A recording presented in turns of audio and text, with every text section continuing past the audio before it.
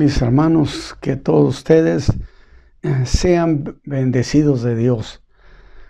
Realmente a veces yo siento que falta demasiado tiempo y que tardamos mucho en volvernos otra vez a encontrar en esta serie de reflexiones o de enseñanza. Y pues yo ahora el día de hoy vengo alegre, vengo contento de todo el significado que hemos podido descubrir, encontrar en este precioso libro del Apocalipsis, que he dicho, es un libro que tiene que ver con la segunda venida de Cristo, o mejor dicho, es un libro de la segunda venida de Cristo y de las consecuencias que han de darse a causa de esa venida del Señor Jesús a la tierra, en lo que se conoce como la segunda venida. Y que hemos hecho las aclaraciones, no llamamos que hubo, no decimos que hubo tres venidas. Contamos que en la primera vez, cuando el Verbo se hizo carne, habitó entre nosotros, y que esa es su primer venida. Para contarse o computarse como venida, es necesario que esté entre los hombres, que viva aquí en la tierra. Y cuando el Verbo se hizo carne, dice Juan, habitó entre nosotros y vimos su gloria. Mientras que tenemos en mente que el Señor Jesús vendrá por su iglesia, vendrá por nosotros.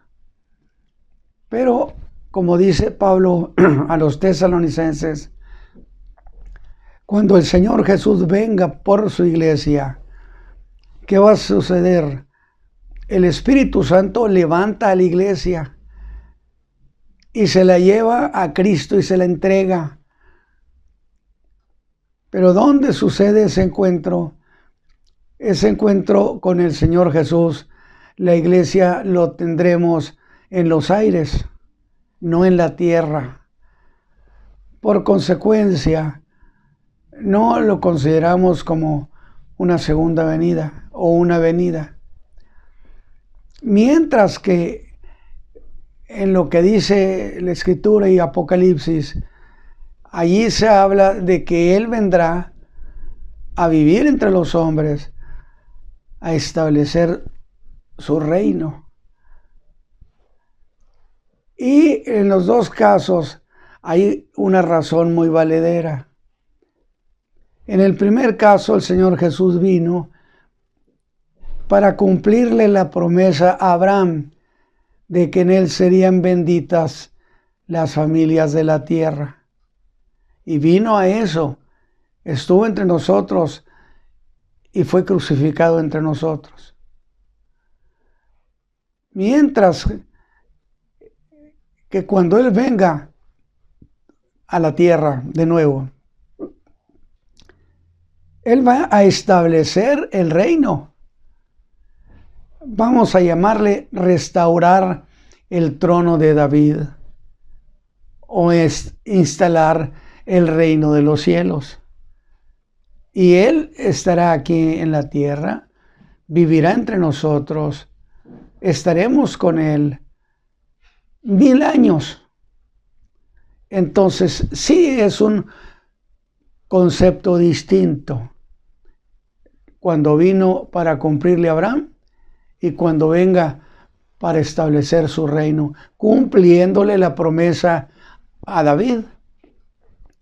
¿Cuál promesa? Entonces, hemos dejado muy claro que las dos venidas de Cristo a la tierra tienen que ver con promesas hechas a dos hombres. Una de ellas, la promesa hecha a Abraham: en ti serán benditas.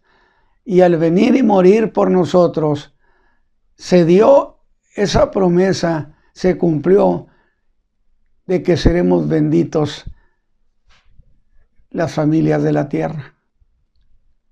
Entonces yo creo que está muy claro. La segunda venida se da prácticamente al final de la gran tribulación. Al final de la gran tribulación. Y por consecuencia, al darse al final de la gran tribulación, Él viene a establecerse en la tierra. Y hemos estado recordando algunos mensajes que nos ha tocado hablar y que los tenemos con mucho placer. Yo estoy contento esta tarde, mis hermanos, y espero que usted sea bendecido. Y entonces, acuérdense que traemos una secuencia. Primero fueron los sellos, 7 sellos. Luego empezaron las trompetas. Vamos sobre la 6ª trompeta.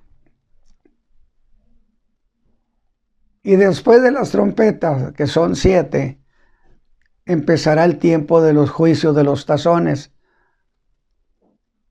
Entonces, solo por recordar, porque hasta siento como si fuera hace mucho que no hablamos de esto, que no platicamos. Y una de las cosas últimas de las que hablamos en la reflexión anterior o en la clase anterior fue lo que viene en Apocalipsis 9, 13 y 14, versos 13 y 14, que dice: y el 6º ángel tocó la trompeta. Y esta trompeta que tocó el 6º ángel sería la 6ª trompeta o también el segundo ay, porque hubo una promesa de que hay de los 2 ayes que vienen sobre la tierra. El primero fue con el 6º, pero vamos a entrar a los demás detalles. O bien esta es la 6ª trompeta,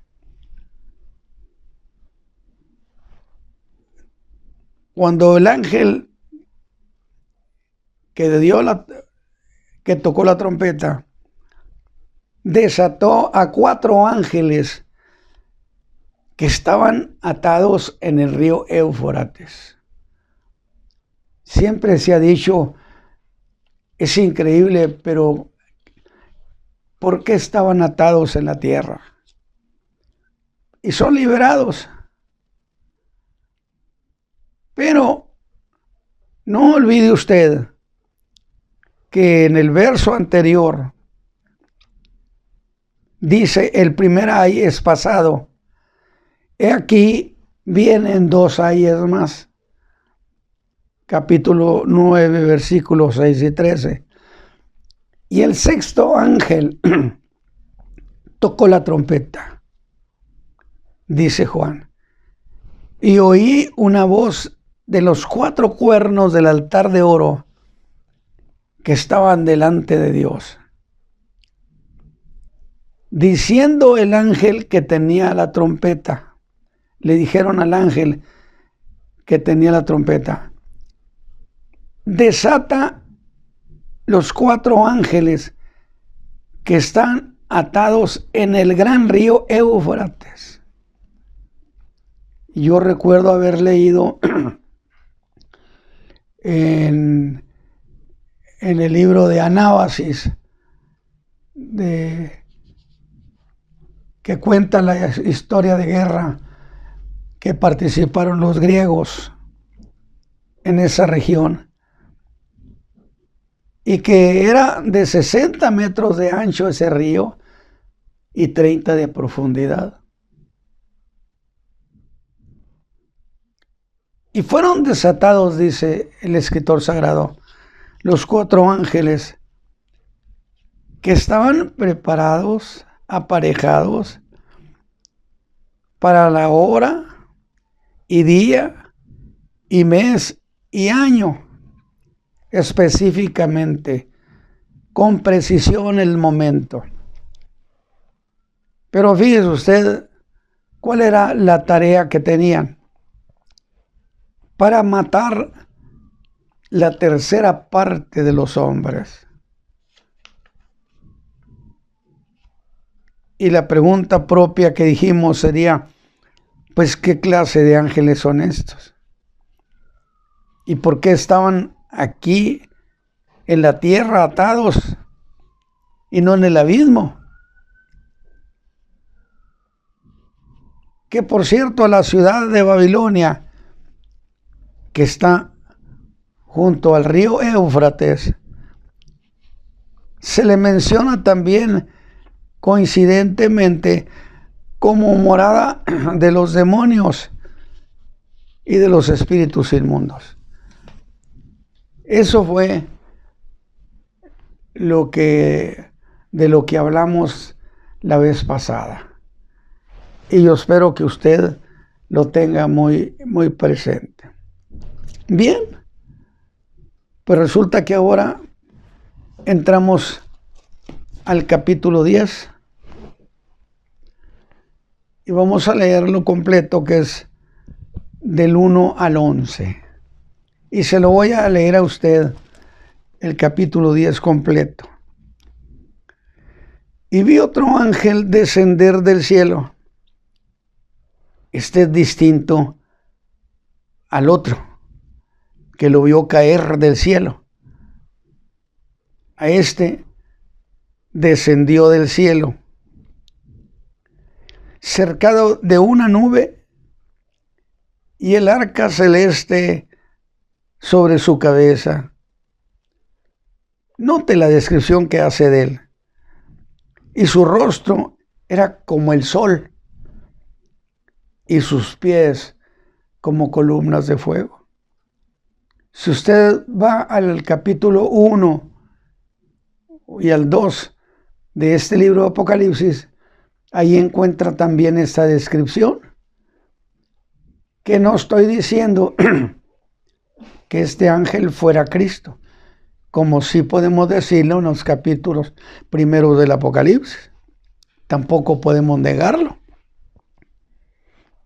Y este ángel tenía en su mano un librito abierto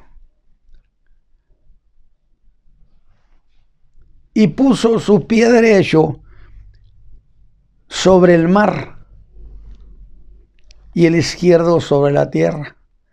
Juan observaba con todo cuidado y vio que puso primero su pie derecho y lo puso en la mar y el izquierdo sobre la tierra. Y clamó con grande voz, como cuando un león ruge. Y cuando hubo clamado, 7 truenos hablaron sus voces. Un trueno, pues, es un sonido. Pero en este caso, ese trueno expresaba voces. Y cuando los 7 truenos hubieron hablado sus voces, dice Juan, yo iba a escribir. Y entonces fue impedido, porque oyó una voz del cielo que me decía, sella las cosas que los 7 truenos han hablado y no los escribas. Y a mí me trae mucho el recuerdo cuando el Señor Jesús estuvo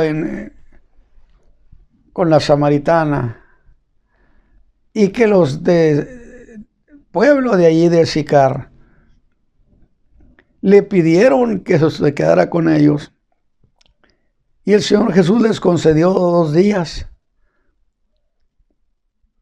a los samaritanos, cosa que era increíble.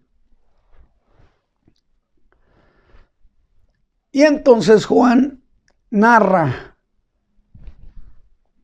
que los de Samaria dijeron: ¿este es el Cristo, el Hijo del Dios viviente? Y entonces yo decía, pues qué cosa vio, o qué les dijo el Señor, o qué les enseñó, que pudieron hacer una declaración que ni los judíos se pudieron entender. Y el Espíritu Santo le dijo: no escribas, porque Juan quería escribir lo que había dicho el Señor allí en Sicar, las cosas, porque sin duda hubo muchas cosas, definitivamente, pero el Señor, el Espíritu Santo, no le permitió a Juan. Y entonces ya son 2 veces en que encontramos que no le permitieron escribir. ¿Qué dijo? ¿Qué hizo? Él sabe. Y el ángel que había estado sobre el mar y sobre la tierra levantó su mano al cielo y juró por el que vive para siempre jamás, que ha criado el cielo y las cosas que están en el cielo y las cosas que están en la tierra, que están en ella, y el mar y las cosas que están en ella, y el mar y las cosas que están en ella, se escuche bien, en él, que el tiempo no será más. Voy a leerlo de nuevo.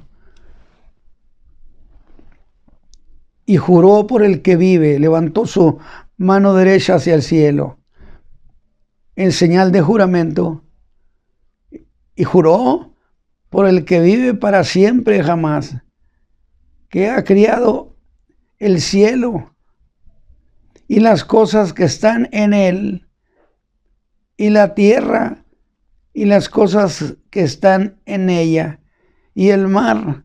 Note usted que son 3 áreas: el cielo y lo que hay en el cielo, y el mar y lo que hay en el mar, y la tierra y lo que hay en la tierra. Y él hizo una declaración categórica, contundente, que el tiempo no será más. Se acabó. Los tiempos se cumplieron. Pero fíjese bien, en los días de la voz del séptimo ángel, en los días de la voz del séptimo ángel, cuando él comenzare a tocar la trompeta, cuando empiece a tocar la trompeta, el misterio de Dios será consumado, como él lo anunció a sus siervos los profetas. Y la voz que oí del cielo hablaba otra vez conmigo. La anterior fue cuando le dijo: no escribas. Y decía: ve y toma el librito abierto de la mano del ángel que está sobre el mar y sobre la tierra. Y fui al ángel diciéndole que me diera el librito. Y él me dijo: toma y trágalo, y él te hará amargar tu vientre, pero en tu boca será dulce como la miel. Dice Juan: y tomé el librito de la mano del ángel y lo devoré, y era dulce en mi boca como la miel. Y cuando lo hube devorado, fue amargo mi vientre. Se conmocionó por lo que había comido. Y él me dice: necesario es que otra vez profetices a muchos pueblos. ¿Otra vez? Es necesario que otra vez profetices a muchos pueblos y gentes y lenguas y reyes. Extraordinario. Y así, de esta manera, hemos entrado o entramos al capítulo 10 de Apocalipsis. Y yo quiero que note esto. Ahora Juan ve a un ángel que no cae del cielo, sino que desciende del cielo,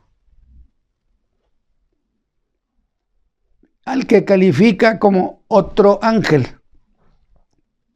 Pues dice, vi otro ángel fuerte descender del cielo, que tenía, fíjese usted, no un libro como el del capítulo 5. ¿Se acuerda que había alguien sentado en el trono y en su mano derecha tenía un libro sellado con 7 sellos? Y este libro que traía este ángel no era un libro como el del capítulo 5. Este es un librito. El otro era un libro. Que además este librito estaba abierto. A diferencia del libro del que se habla en el capítulo 5, aquel era un libro sellado con 7 sellos y que además estaba cerrado. Estamos estableciendo la diferencia de un libro y otro. Así lo dice el 5. Y que un ángel fuerte, según el verso 2 del capítulo 5, clamaba con gran voz, por supuesto: ¿quién es digno de abrir el libro y desatar sus sellos? Usted puede ver que ese libro del capítulo 5 y este del capítulo 10 son libros distintos. Y le voy a decir que a partir del capítulo 11 se va a poner extraordinario. Hay que asimilar todo esto. Y se llega a pensar que ese ángel fuerte del que Juan nos habla en este capítulo 10 es Cristo. Se llega a pensar que este ángel es Cristo. Acuérdese, léalo y vea cómo lo describe Juan. Por lo de ángel fuerte. Pero el del capítulo 5, versículo 2, también afirma lo mismo, que vio un ángel fuerte predicando sobre ese libro.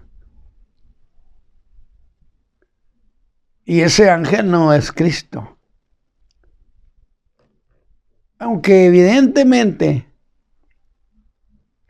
es un ángel de gran jerarquía. Aunque a este del capítulo 10 se le distingue en el verso 1 como el otro ángel fuerte. El del 5 también era un ángel fuerte. Y se piensa que es el Señor. En tanto al Señor, la Escritura lo ha llamado, escuche bien, muchas veces o varias veces como el ángel de Jehová a Cristo.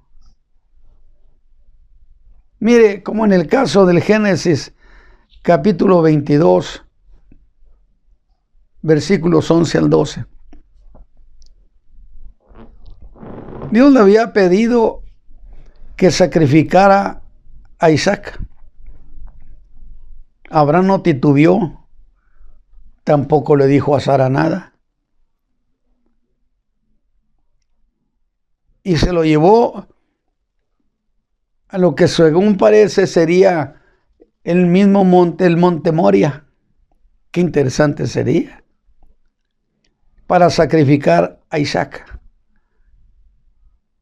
Y cuando iba a sacrificarlo, sin ninguna duda, el ángel de Jehová le habló para que no lo sacrificara. No lo sacrifiques,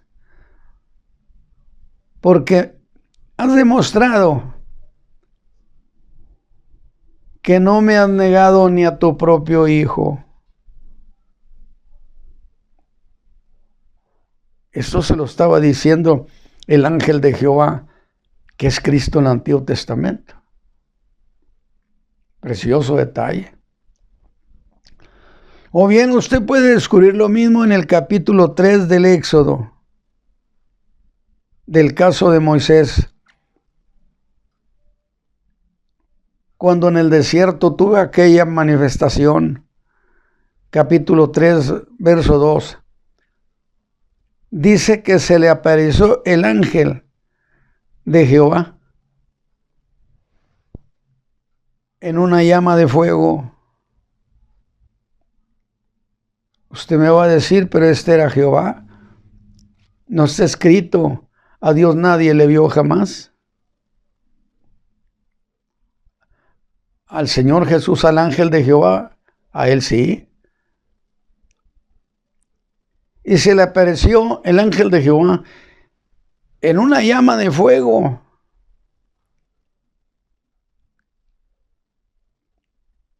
Esto en el libro del Éxodo. Pero en el capítulo 10 de Apocalipsis,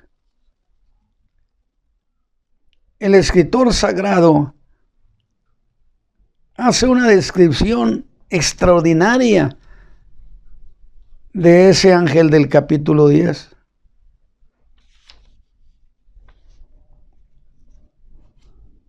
Dice que su cara era como el sol, que estaba envuelto en una nube, cubierto. Y no olvide que el Señor Jesús del Monte de las Olivas así fue llevado y una nube le cubrió. Así fue llevado al cielo, cubierto de una nube. Y tenía un arco iris sobre su cabeza. Capítulo 10 del Apocalipsis, donde Juan nos está diciendo cómo lo vio. Y sus pies eran como columnas de fuego. Yo no dudaría en pensar que dejó toda justicia que se piense que es Cristo. Y dice Juan en el verso 5 que ese ángel hizo lo siguiente. Según el verso 2, y puso su pie derecho sobre el mar y el izquierdo sobre la tierra. Qué interesante, muy observador. Su pie derecho lo puso primero y lo puso sobre el mar. Luego el izquierdo y lo puso sobre la tierra. Todo eso de poner sus pies sobre tierra y mar es una señal de dominio, de señorío. Por un lado, sobre la tierra y lo que haya debajo de la tierra. Como sería el abismo, el lugar o bien el lugar donde están los demonios guardados. Señal de dominio sobre la tierra y lo que haya debajo de la tierra. Qué interesante esta cuestión de veras, ¿eh? Y sobre el mar y lo que haya debajo del mar. Y ese señorío, cuando los muertos resuciten, el mar dio sus muertos, la tierra entregó sus muertos por el señorío que se manifiesta en ese ángel. Y entonces observa Juan, dice, y tenía en su mano un librito, pero abierto. Mientras que el capítulo 5, aquel libro sellado con 7 sellos, estaba cerrado. ¿Vamos bien? Y clamó con gran voz, como cuando un león ruge, con ese señorío, con esa fuerza, bravura. Y pensé en Cristo como el león de la tribu de Judá. Y cuando hubo clamado, dice que 7 truenos hablaron sus voces. 7 truenos que contenían mensaje. Hablaron sus voces. Y eso de truenos habla de que la voz era muy fuerte, o por la fuerza de la voz. De hecho, esas voces, hermano, eran un mensaje. Y la prueba de que era un mensaje es que Juan intentó escribir lo que habían dicho esas voces. Entonces, Juan intentó escribir porque entendió. Escribir lo que Dios dijo en ese mensaje. Dice el versículo 4. Y cuando los 7 truenos hubieron hablado sus voces, o sea, eran mensajes entendibles. Yo iba a escribir, dice Juan, y oí una voz del cielo que me decía, que le dijo que no la escribiera, sino que sellara las cosas que los 7 truenos han hablado, y no las escribas.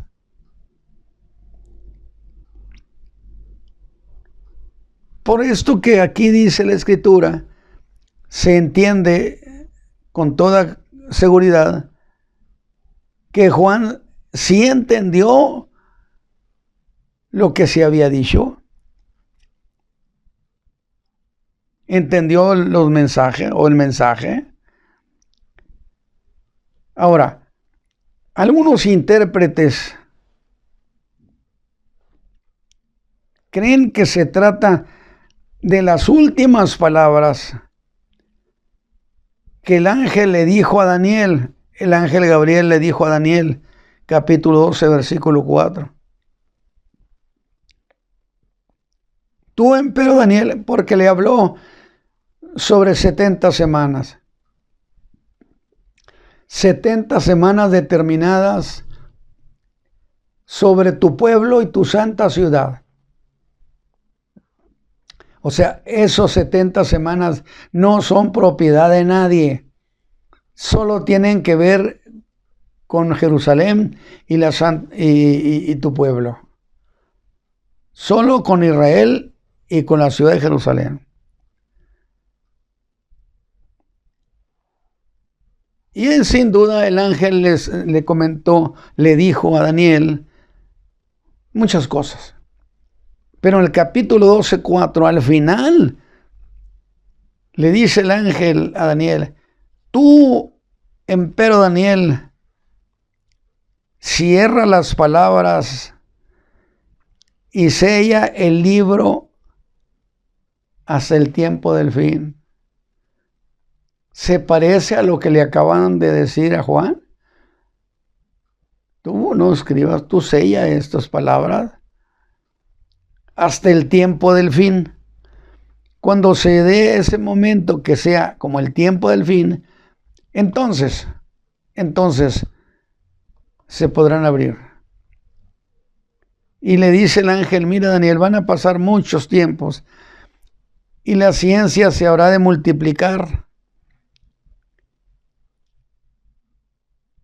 Y de ese fin de las cosas que le dijo el ángel a Daniel,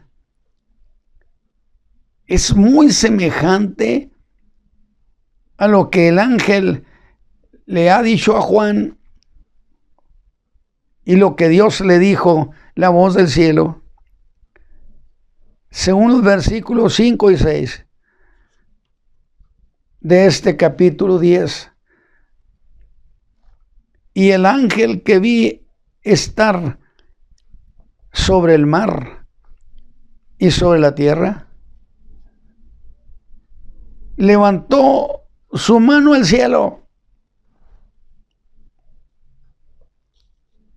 según el verso 6,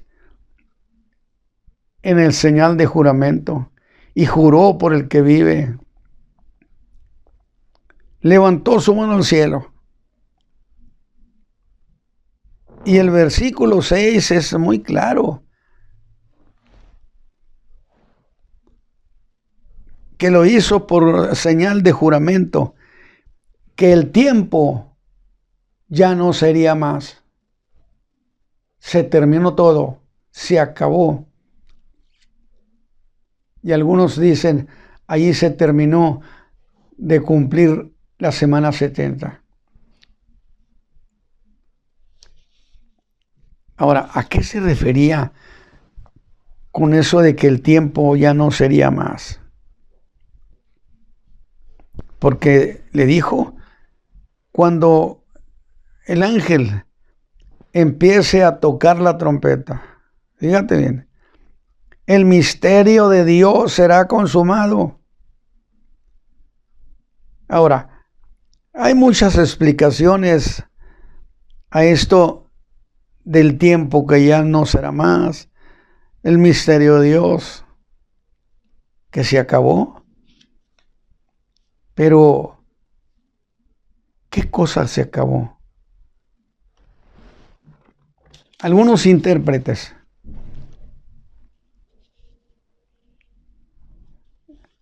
y leí muchos, dicen que ha de referirse a los juicios de Dios sobre el mundo.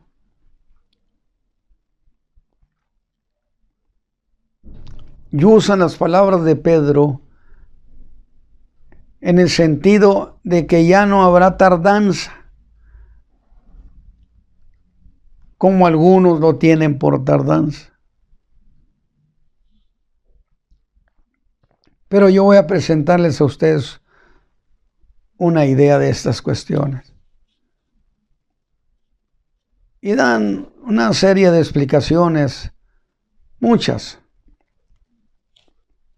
pero en realidad no simpaticé con ninguna. Y de esa manera voy al comentario.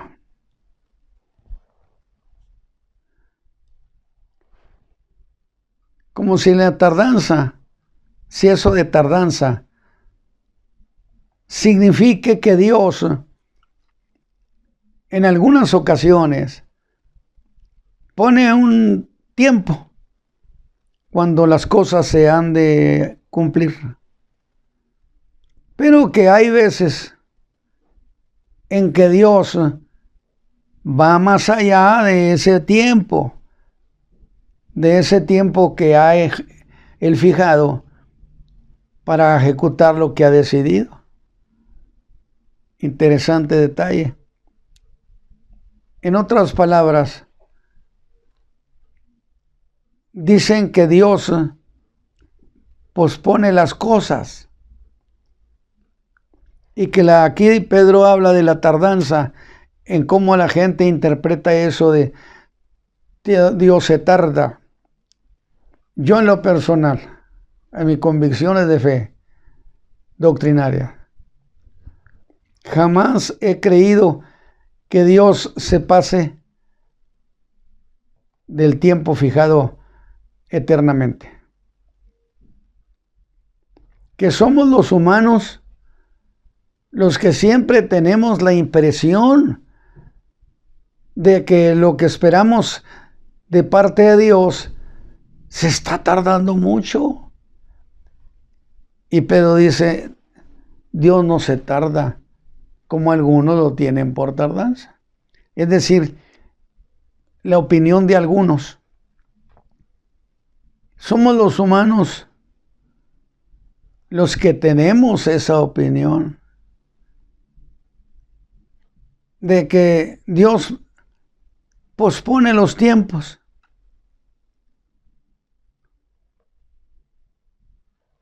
Es decir, cuando los hombres esperamos que suceda alguna cosa que queremos que suceda, que esperamos de Dios, y las cosas no llegan. Y los humanos nos apoyamos en esa opinión de que Dios se tarda. Y yo en lo personal, sin convertirlo esto en una doctrina,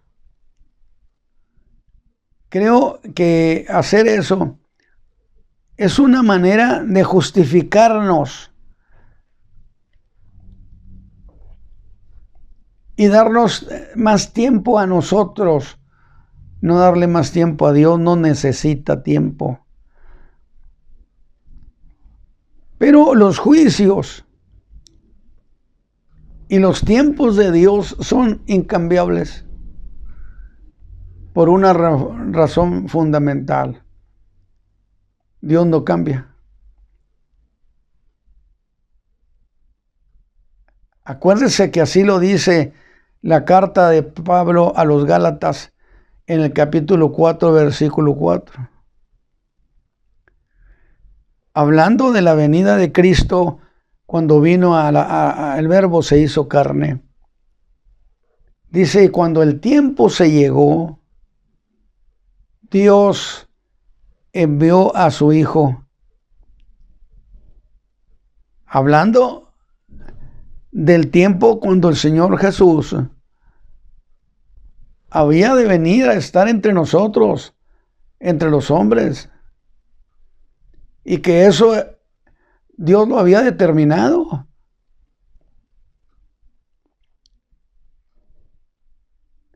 Y que eso sucediera. Cuando el tiempo se llegó, dice Pablo, Dios envió a su Hijo. De que eso sucediera, no era cosa sujeta a alguna circunstancia. Cosas causadas por el hombre. Y voy a explicar que la restauración del reino de Dios no se cancela. Para dar una idea,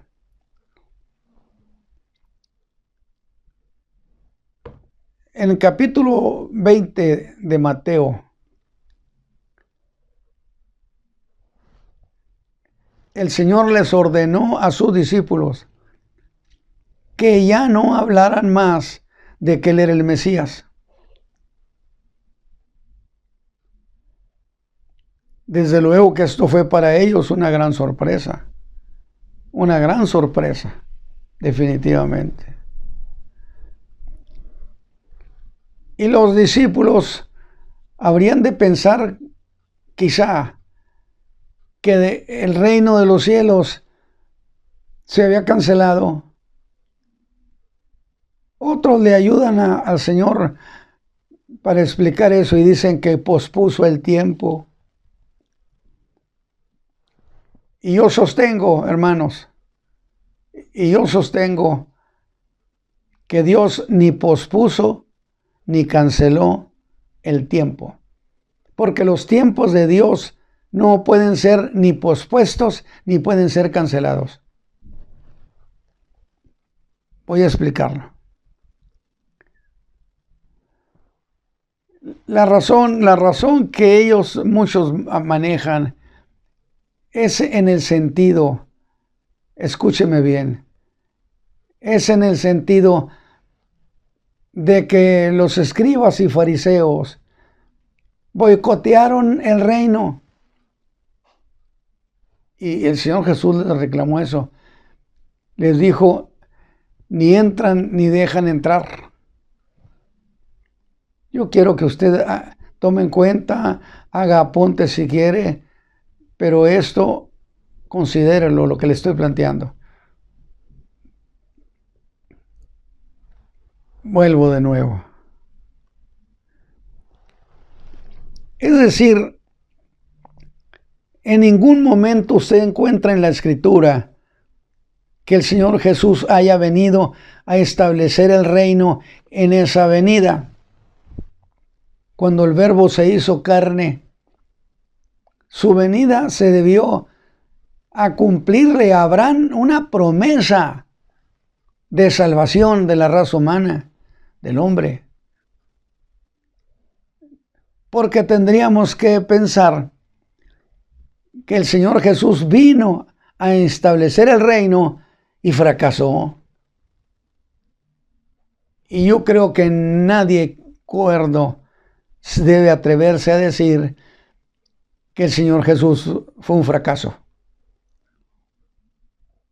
Y entonces ahí es donde otros más astutos, más justicieros, dicen, bueno, no es que lo haya cancelado, porque el reino no se cancela.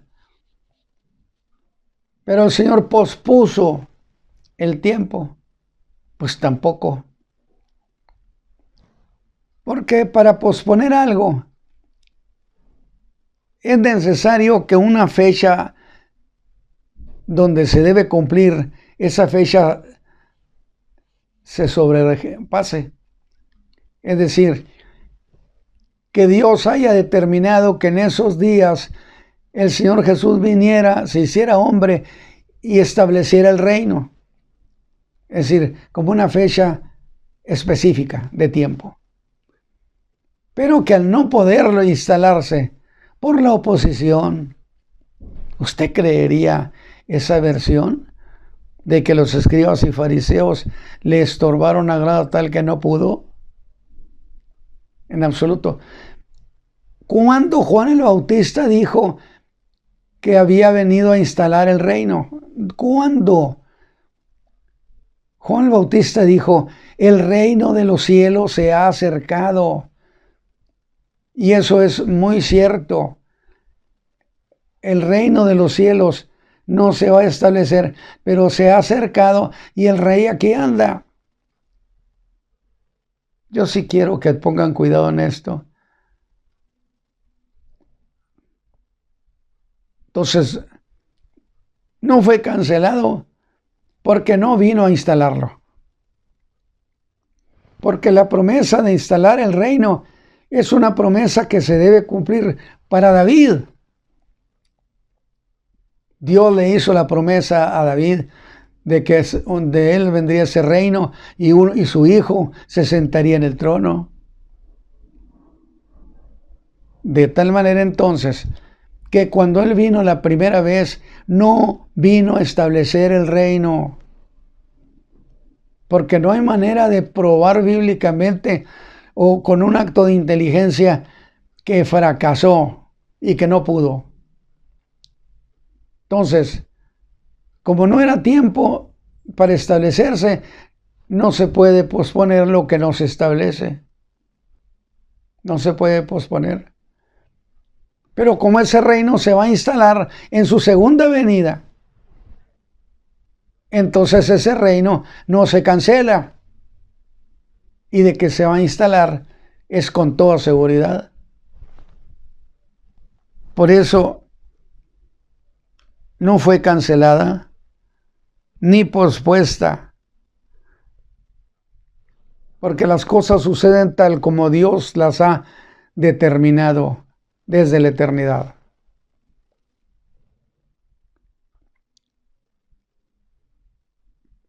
Pero lo hará, sí lo va a hacer en el tiempo del fin, dijo el ángel.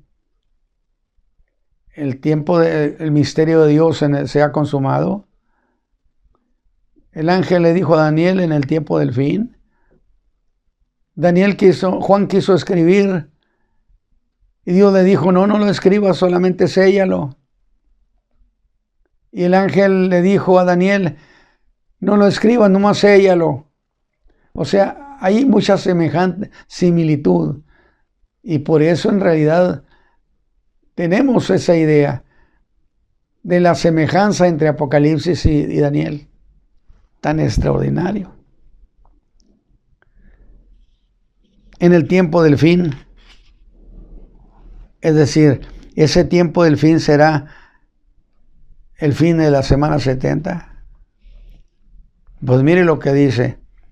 Pero en los días de la voz del séptimo ángel, cuando él comience a tocar la trompeta, el misterio de Dios será consumado. Gracias a Dios. Y entonces, cuando dice el misterio de Dios será consumado, ¿cuál misterio? Hay en realidad dos promesas que son punto de referencia en todo lo que sucede en el proyecto de Dios con la raza humana. El primer caso, Dios le prometió a Abraham, le hizo una promesa de que en él serían benditas las familias de la tierra.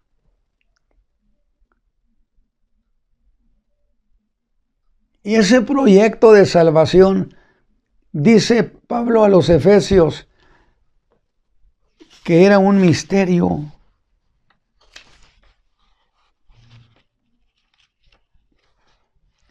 De tal manera que nadie podía darse a descubrir. Y de Juan y Pablo lo dice, el misterio de Dios que contemplaba, que implicaba que hacer de los judíos y los gentiles un solo pueblo. Y Pablo dice, el misterio me lo revelaron a mí. Entonces, un misterio asociado a una promesa. Esta otra misterio no será asociado a la segunda promesa hecha en el caso a David.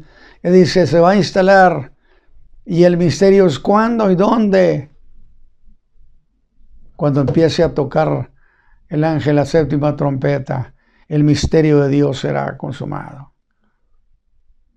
No lo haga doctrina, no lo presenté como una doctrina, pero tiene muchas cosas muy interesantes como para poder pensar que se refiere al misterio de que Dios, de que el Verbo viene, de que el Hijo de Dios viene y se instala, que instala su reino en esta tierra. Porque ese ha sido un misterio y es un misterio. Que el Señor les bendiga, mis hermanos, ricamente. Gracias a Dios. Padre, por Jesucristo yo te ruego, Señor, que abra nuestro corazón, nuestro entendimiento, para poder entender estas cosas sutiles de la fe. Y bendícenos, abriendo nuestro corazón, abriendo nuestro entendimiento, Padre, para ver estos misterios tan gloriosos. Por Cristo Jesús. Amén.